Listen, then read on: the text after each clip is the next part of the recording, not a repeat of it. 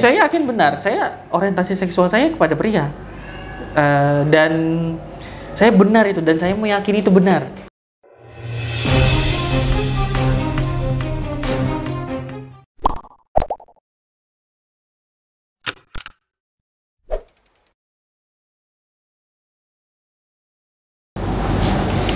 Assalamualaikum warahmatullahi wabarakatuh. Sahabat sehat, salam jumpa di program Yuk Podcast, Yuk Mari Kita Sehat. Salah satu program yang kami suguhkan spesial untuk Anda sahabat sehat semuanya. Dan sahabat sehat, kali ini adalah momen yang paling bersejarah buat kami karena ini adalah tayang perdana. Tentu kita berharap semoga apa yang kita sajikan memberikan manfaat buat kita semua, buat siapa saja yang memang kita ingin mendapatkan kesehatan yang lebih baik lagi, hidup yang lebih baik lagi. Dan kali ini telah berada bersama-sama kita seorang dokter yang concern, yang peduli dengan informasi, kemudian edukasi tentang kesehatan, dan sudah bertugas di Puskesmas Bakung Jaya. Saya perkenalkan Dr. Wildan Priscilla. Oke, pagi. Selamat pagi dok, pagi. Sehat dok ya? Alhamdulillah sehat. Oke.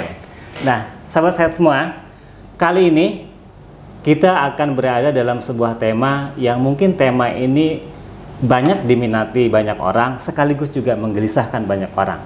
Diminati oleh karena memang menjadi bagian dari episode kehidupan kita, tetapi pada saat yang sama juga menggelisahkan oleh karena pada tema ini banyak orang yang gagal.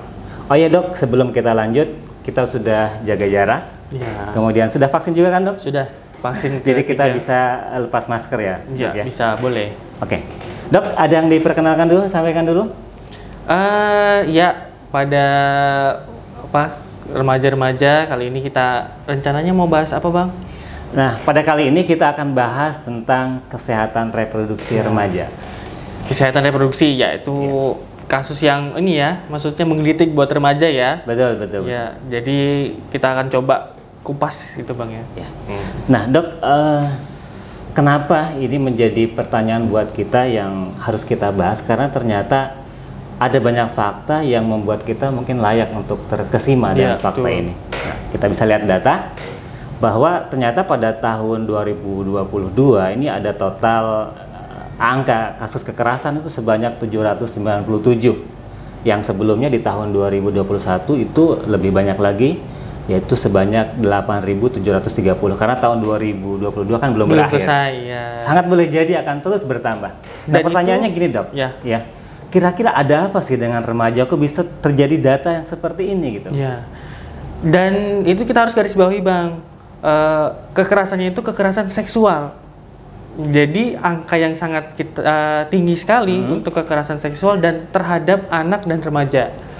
Bayangkan dari tahun 2020 saja itu sudah 797. Nah, pertanyaannya kenapa kok itu bisa terjadi? Yang pertama adalah karena remaja itu pengen tahu, pasti semua pengen tahu tentang kehidupan yang selanjutnya, yaitu tentang reproduksi seksual. Pasti seperti itu kan, nggak mungkin lah kita terbuka teknologi sekarang, internet di mana-mana, kuota juga gampang dimudahkan. Itu ya remaja pengen tahu apa sih yang dilakukan oleh orang dewasa dan sebagainya, itu sebagai proses pembelajaran seperti itu. Oke dok, sebenarnya kan kalau memang remaja itu pingin tahu, harusnya nggak ada yang salah dengan remaja kan? Nggak ada yang salah kan? Tidak. Justru bagus kan, itu positif. Positif sekali. Nah berarti kalau gitu, jangan-jangan kita juga berperan terhadap mereka kesalahan ini. Betul. Jadi peran orang tua di dalam edukasi seksualitas itu sangat besar. Contoh saja begini, jika seorang anak remaja usia sekitar 15-16 tahun begitu ya, dia ingin menceritakan tentang fase di mana dia sudah balik, atau kalau kita bilang mimpi basah seperti itu. Kemana dia harus cerita? Nah, itu tanda tanya besar kan? Nah, kemana dia harus cerita? Kepada temennya diolokin. Betul. Kepada orang tuanya itu hal yang tabu, ya kan? Akhirnya mereka akan mencari jawaban sendiri di dunia maya atau di internet. Nah, di internet kalau kita tidak saring, itu informasi sangat banyak sekali, dari yang positif hingga yang negatif itu banyak banget. Akhirnya dan lebih banyak apa namanya ya? Lebih banyak didengar atau masuk ke dalam otak mereka itu yang negatif lebih banyak, akhirnya terjadi kekerasan atau seksual yang menyimpang seperti Kalau gitu berarti rasa pengen tahu tuh memang harus difasilitasi sebenarnya. harus difasilitasi dengan baik loh Bang ya. Jadi dengan terukur, Jangan sampai dia mendapatkan informasi yang salah, yang nggak benar gitu. ya. Yang salah dan berlebihan. Berlebihan. Ya begitu, karena remaja itu sangat pengen tahu. Itu memang sifat fitrahnya. Iya, Dok, ya. itu sangat alami sekali. Dia harus tahu banyak. Gitu. Ya, ada hal yang menarik dok, karena dari sifat remaja yang pengen tahu, dan ini kalau tidak terfasilitasi, saya tuh punya ini kisah dari ya anggaplah tetangga saya gitu. Pada saat anaknya anak remaja putri, pada saat dia ya mungkin memasuki usia remaja, tiba-tiba dia tuh lapor kepada orang tuanya. Bilang, "Mak, kira-kira begini lah ya bahasanya, Mak, aku pipis darah," gitu kan. Iya. Nah, rupanya anak ini nggak paham ya kalau itu tuh menstruasi.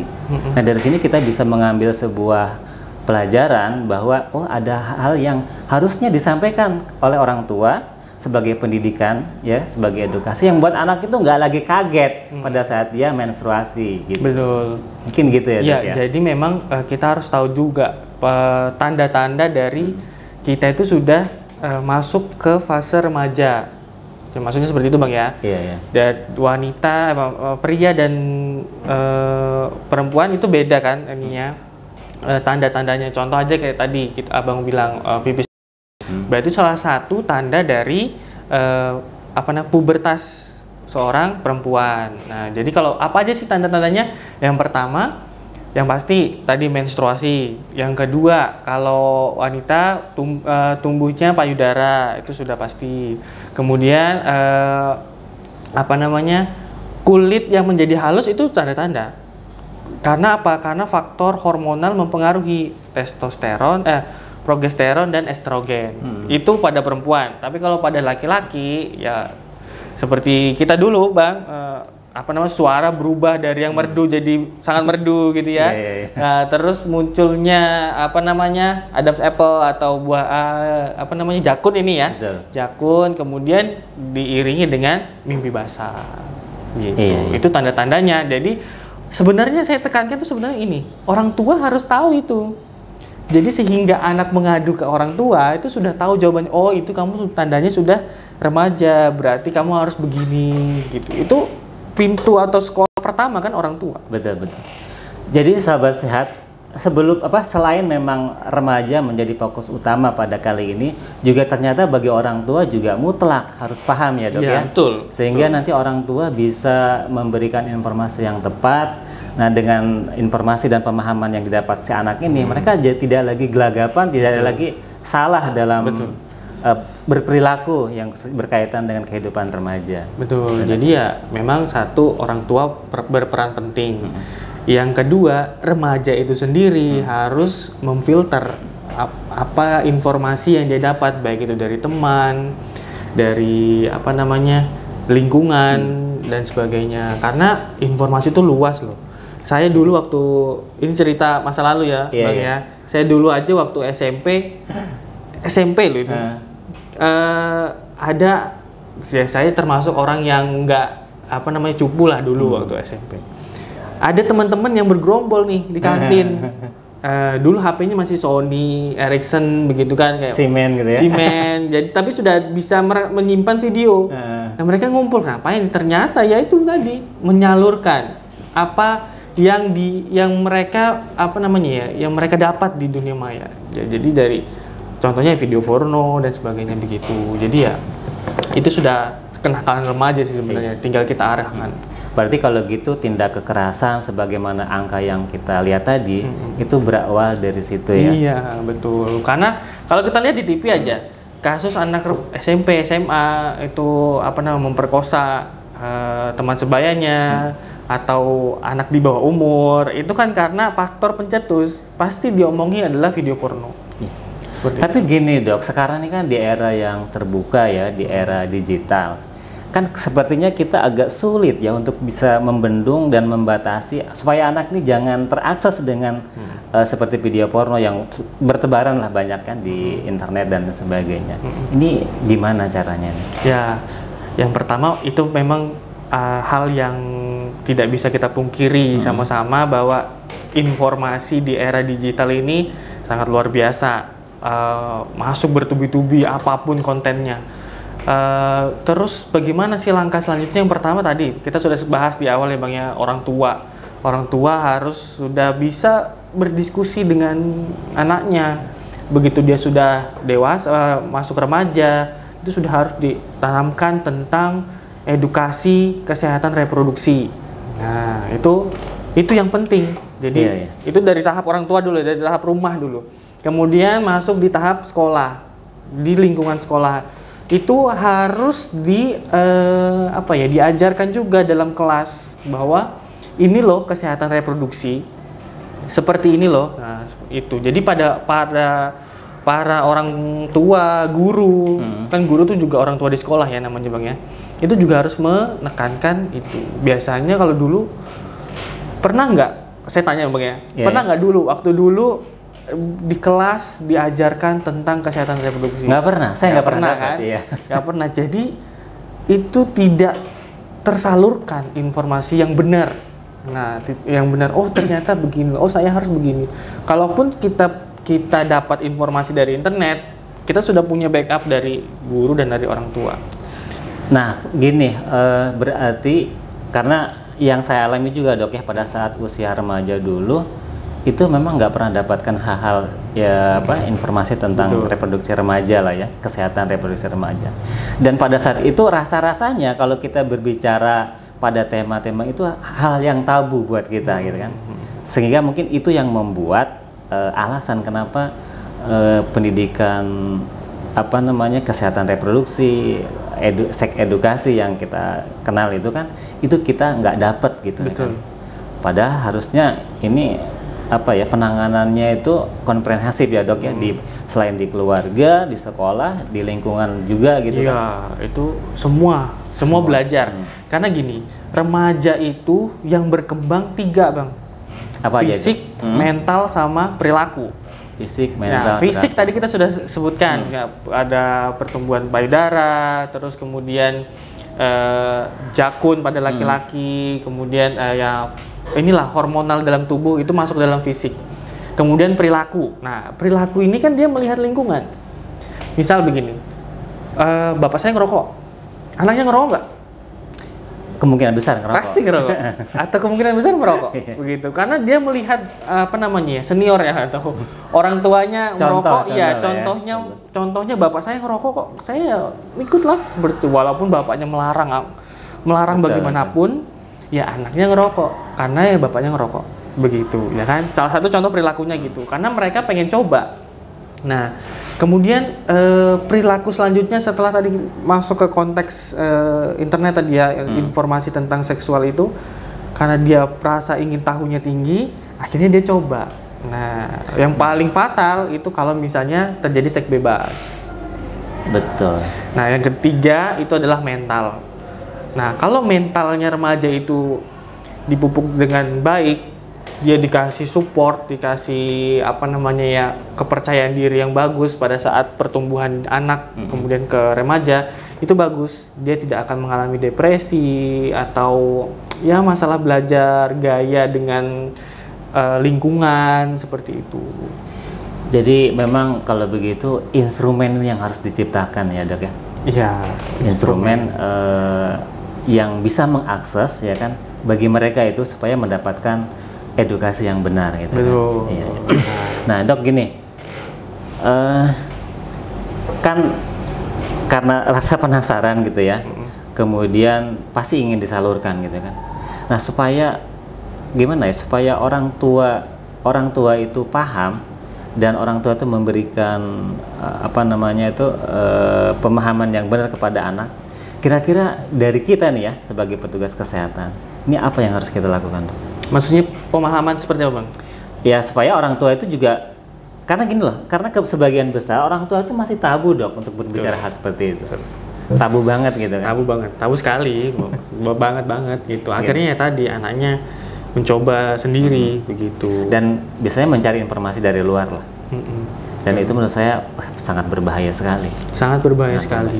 Iya betul. Jadi kalau menurut saya solusinya itu tadi, orang tua harus open minded, bahasa kita itu terbuka. Ya harus terbuka karena tidak ada guru yang bisa mengajarkan secara intim, secara private tentang masalah ini ya selain orang tua. Berarti paradigmanya ini harus dirubah ya? Kita budaya timur sih sebenarnya ya. Karena di barat sana itu sudah masuk kurikulum. Itu sudah masuk kurikulum sekolah ya. Dan orang tuanya memang terbuka, tapi kan kita tidak bisa mengikuti budaya barat. Toh mereka juga angka seksualitasnya juga sangat tinggi. Nah, kita tuh sebenarnya bisa memadupadankan itu budaya timur, tapi tetap terbuka terhadap anak tentang masalah seksualitas ini ya Bang ya. Karena tidak bisa dipungkiri kok kalau misalnya kita terjerumus ke hal tersebut, banyak faktor negatifnya. Banyak hal yang kita bisa kita bisa alami dan merugikan kita sendiri bahkan orang tua kita gitu. Jadi paradigma yang harus dirubah khususnya dari orang tua karena memang dari sanalah bermula ya. Itu tidak lagi orang tua tuh menganggap kedudukannya itu ya tidak lagi vertikal anak dan orang tua, tapi juga mungkin sebagai sahabat. Betul. Kayak gitu ya. Betul. Sebagai teman yang bisa dia nyaman untuk berpendapat, bercurhat. Betul. Sama gini Bang. Kalau tentang edukasi kesehatan reproduksi remaja yang jadi audiens siapa? Kalau Abang misalnya gini, Abang kan kita di Puskesmas nih ya. Abang presentasi atau penyuluhan tentang kesehatan reproduksi remaja. Yang jadi audiens siapa? Yang jadi audiens ya harusnya remaja. Harusnya remaja. Kalau saya balik. Dibalik ya? Iya, orang tua. Oh iya. Karena dia remaja sudah tahu, ya saya juga saya mengalami itu. Tapi dia mau menceritakan itu kan kepada siapa? Oh betul. Iya nggak? Dia mau cerita, oh iya saya sudah tahu nih. Oh oke. Ternyata menstruasi seperti itu. Saya juga mengalami pipis darah atau menstruasi pada perempuan, kalau laki-laki mimpi basah. Terus dia harus mencurahkan atau bercerita yang tadi Abang bilang menjadi sahabat. Nah, pada keluarga itu kan orang tua kan? Betul. Nah, harusnya yang diedukasi juga orang tua. Jadi bagaimana caranya untuk menghadapi remaja atau mendekati remaja? Karena remaja itu pasti akan pergi loh. Kalau di rumah, misalnya Abang punya anak gitu ya, udah masuk remaja, dia akan cenderung menghindar karena dia sudah merasa nyaman dengan teman di sekitar. Nah berarti kalau gitu harus dibalik ya, harus dirubah. Bagaimana caranya yang kita lakukan agar anak itu nyaman dengan kita? Iya. Kita jadi temennya, jadi sahabatnya, jadi tempat curhatnya buat. Itu salah satu solusi. Salah satu solusi tetap juga kita akan edukasi kesehatan reproduksi ke remaja, tapi orang tua itu juga harus diikut sertakan. Betul. Karena selama ini nggak ada itu. Nggak ada. Bahkan ya waktu saya juga pendidikan juga yang diedukasi tetap remajanya, ya sudah remajanya ya. Jadi mentok di situ aja. Mentok di situ, akhirnya ya solusi untuk menyalurkannya nggak ada. Dok, sebenarnya ada nggak sih batasan usia remaja itu usia berapa sih sebenarnya? Biar kita tuh paham dan sobat sehat juga ngerti gitu kan. Jadi remaja itu ada tahap-tahapannya. Nah, nanti kita lihat dulu ya. Jadi tahap-tahapannya ada pra remaja, kemudian ada remaja dan remaja tua atau pre-dewasa. Nah, itu. Jadi ada usia-usia tertentu, nanti kita lihat datanya. Untuk usia pra remaja itu di 13 tahun mulai. 13 tahun mulai. 13 pra remaja. Itu apa itu? Masuk masa pubertas kali ya? Ada juga yang sudah menstruasi loh, itu usia 13, bahkan 11 tahun sudah ada. Anak saya, Dok, itu kelas 5 SD sudah menstruasi. Kelas 5 SD. Iya. Ya syukurnya karena kebetulan ya kita tenaga kesehatan kan, jadi kita bisa penyampaian edukasi itu udah jauh kita lakukan gitu. Sehingga pada saat terjadi menstruasi itu anak juga sudah tahu, udah siap gitu. Nah, saya bayangkan kalau anak yang mungkin di luaran sana, dan saya yakin banyak yang mereka belum tahu. Iya. Ya. Itu betapa dia kagetnya, betapa susah lah saya bayangkannya ya, tiba-tiba dia merasa kencing darah gitu ya kan, pipis darah. Itu tadi gitu. 13 tahun, ini rata-rata ya Bang ya, rata-rata. Jadi tidak saklek harus 13 tahun dan sebagainya. Jadi 13 tahun itu remaja, kemudian atau remaja awal, kemudian masuk ke remaja pertengahan di usia 16 tahun. Nah, apa yang membedakannya tadi? Perubahan fisik, pipis darah, terus tumbuh payudara dan sebagainya. Kan nggak mungkin kan tiba-tiba dalam semalam langsung tumbuh payudara seperti pada dewasa, nggak seperti itu. Jadi butuh waktu proses pertumbuhan. Kemudian remaja akhir di usia 18 tahun kan. Nah dok, ya karena saya juga pernah jadi remaja. Iya, kan kita pernah jadi remaja betul. Nah pada saat remaja itu ya saya ya khususnya waktu nggak bisa mungkirin sih perasaan suka terhadap lawan jenis itu udah muncul ya, rasa suka ya dengan perubahan bentuk yang disampaikan tadi gitu kan. Nah ini saya tuh berpikirnya gini ya, kalau nggak dialihkan ini kan bisa berbahaya nih kan. Nah gimana caranya supaya pikiran kita itu ya, pikiran remaja gitu ya, itu nggak kesana fokusnya gitu loh, tapi kepada hal-hal yang positif lah. Gimana itu yang harus kita buat? Saya malah lebih ke tadi abang bilang lawan jenis ya. Misalnya anak abang pria kepada wanita. Ya, pria kepada wanita. Saya lebih setuju itu kita dukung. Justru didukung. Didukung. Kenapa? Kok bisa gitu, Dok? Tadi kita kan sudah bahas tadi ya, fisik, perilaku, mental. Nah, perilaku yang menyimpang itu sekarang banyak. Ya kan, ada suka sesama jenis, suka iya tadi yang pernah suka sama jenis, suka kedua jenis. Nah sekarang muncul lagi tuh biseksual namanya. Nah itu yang harus dihindari. Nah jadi kalau misalnya anak kita jadi kalau suka ke lawan jenis itu wajar tuh ya? Wajar dong, iya wajar dong. Itu malah tapi tinggal posisi orang tua bukannya mengalihkan terhadap suka sesama jenis, suka beda jenis gitu ya, suka beda jenis itu tetap kita dukung, tapi ada batas-batasannya. Misalnya boleh kamu suka, tapi ada tapinya. Ya, tapinya yang pertama itu jangan ya sudah hanya sebatas suka dan berteman saja. Beda, maksudnya teman bermain dan sebagainya, dan tetap harus diawasi, pengawasan. Jadi kita juga sebagai orang tua kenal siapa yang dia dekati, itu wajib sebenarnya kalau menurut saya. Karena jika dia sudah menyimpang, perilakunya menyimpang, itu sangat susah sekali untuk untuk dibenarkan lagi. Karena dia sudah merasa benar. Saya benar ini. Kayak misalnya kasus ini kita agak sensitif, tapi nggak apa-apa. Ini kan kita edukasi. Nggak apa dong. Orang-orang yang homo, gay, itu dia merasa benar. Dia itu yakin benar sebenarnya. Saya yakin benar. Saya orientasi seksual saya kepada pria, dan saya benar itu, dan saya meyakini itu benar. Gitu. Beda dengan kita yang menikah dan punya anak. Karena kita suka dengan beda jenis, laki-laki dan perempuan. Kalau yang laki-laki sama laki-laki atau perempuan sama perempuan itu mereka sudah nyaman dengan itu. Kenapa? Karena tadi perilaku dari awal itu dia sudah salah. Wah ini menarik banget dok. Kita membahas dari kesehatan reproduksi remaja, ternyata juga ada penyimpangan lainnya ya kan. Nah tentu yang harus kita lakukan adalah bagaimana penyimpangan itu kan tidak terjadi. Betul ya. Nah oleh karena itu sahabat sehat semuanya, mungkin pertemuan kita tidak terlalu panjang lebar dan menuntaskan banyak hal ya. Tapi setidaknya kita lanjut part 2 nanti. Part 2. Bisa ada 2 ya. Nah, ini daging semua nih, Dok. Iya, itu karena kita nggak bisa bahas langsung selesai tuh. Nggak bisa, nanti mungkin kita buat lagi selanjutnya. Oke, sahabat sehat semuanya. Jadi silahkan bagi sahabat sehat yang ingin memberikan masukan, kritik dengan komentar-komentarnya atau bahkan juga usulan kira-kira apa yang akan kita bahas selain di luar tema kita pada kali ini.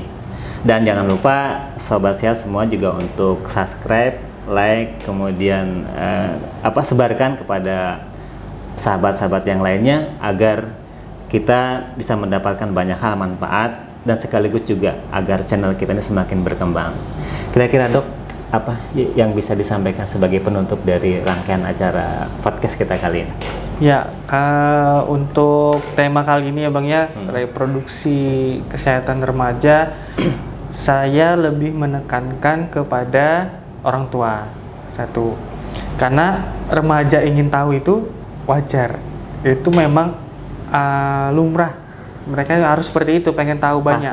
Fasenya itu tinggal bagaimana orang tua memfasilitasi, membimbing, menjadi sahabat, menjadi teman, menjadi tempat curhat.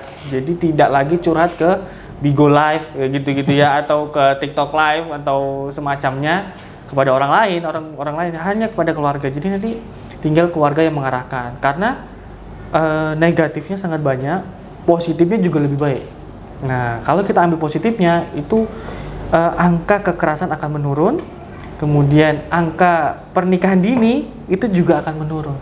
Karena kan pernikahan dini itu karena perilaku yang pengen tahu tadi, akhirnya terjadi hal yang tidak diinginkan. Nah, itu aja sih kalau dari saya. Kan tinggal orang tua, guru harus tidak lebih tabu lagi terhadap pendidikan seksualitas dan kesehatan reproduksi remaja. Itu sih Bang. Luar biasa.